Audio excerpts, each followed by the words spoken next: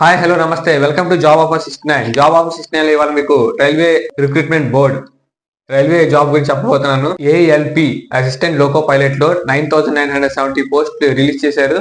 అయితే దీనికి అర్హులు 18 ఇయర్స్ నుంచి 30 ఇయర్స్ లోపు వాళ్ళు దీనికి ఎలిజిబుల్. అయితే అప్లికేషన్ ఫీజు వచ్చేసరికి మేల్ క్యాండిడేట్స్ కి అయితే 500 rupees, females SC ST EWS EBS or ex-serviceman వీళ్ళకి మాత్రం 250 రూపీస్. మేల్స్ అయితే ఎగ్జామ్ కి అటెండ్ అయిన తర్వాత వాళ్ళ మనీ వాళ్ళకి రిఫండ్ అయిపోతాయి. ఆ రిఫండ్ అవటం కూడా బ్యాంక్ డీటెయిల్స్ కూడా కరెక్ట్ గా ఉండాలి. బ్యాంక్ డీటెయిల్స్ ఏ మాత్రం మార్పున్నా కూడా అది మీకు రిఫండ్ అవ్వవు. అండ్ ఫీమేల్ క్యాండిడేట్స్ వచ్చేసరికి 250 రూపీస్. ఆ 250 రూపీస్ లో కూడా ఎగ్జామ్ అటెండ్ అయిన తర్వాత 250కి 250 రూపీస్ రిటర్న్ అయిపోతాయి.